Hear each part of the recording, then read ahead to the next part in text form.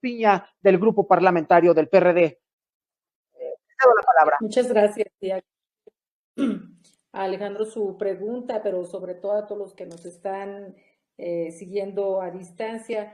Primero, decirles que yo coincido tanto con Alejandro como don Anjí, que aquí nos expusieron distintos puntos de vista de participación de las y los jóvenes. Y lo importante es que los jóvenes estén. No importa en qué partido político, no importa desde qué espacio. Lo que me parece finalmente que lo que enriquece en su mayoría el movimiento juvenil es precisamente la pluralidad. Y qué bueno que los jóvenes.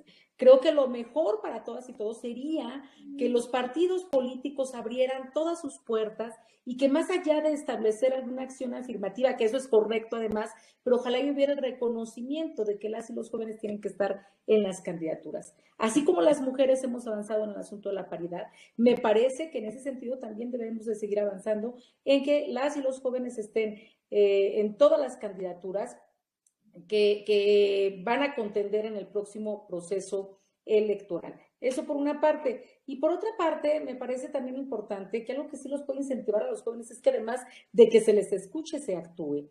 Yo les voy a poner, por ejemplo, que existe una encuesta que hace el Instituto Nacional Electoral de manera periódica. Es una encuesta en verdad que nos están diciendo qué piensan, qué sienten, qué quieren, qué exigen, qué aspiran, qué sueñan las y los jóvenes, y que ahí están los datos, y a pesar de que se pueden hacer algunas iniciativas y demás, no se cristaliza. Eso pudiera ser en el asunto legislativo, en los congresos locales y en los congresos y en el Congreso Federal, porque además está seccionado esta información que nos puede servir mucho.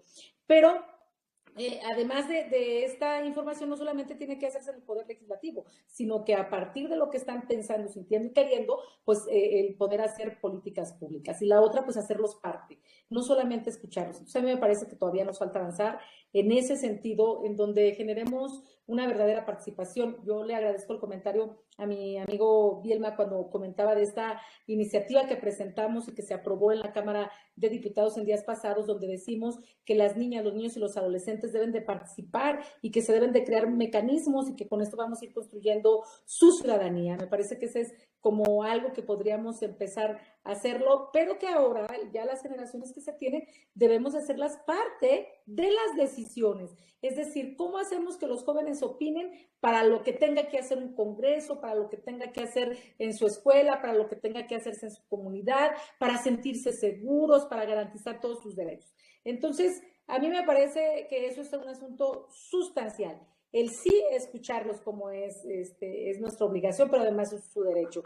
El sí que participen, pero no solamente eso, sino retomar todas las propuestas para que se puedan ver reflejadas en los órganos o en los espacios de definición. Me parece que eso es algo muy sustancial y que deberíamos de crear esos mecanismos para que esto ocurra. Eso por una parte. Ahora bien, el asunto que tiene que ver, decía, de las candidaturas, los partidos políticos estamos obligados a presentar candidaturas de mujeres y hombres jóvenes.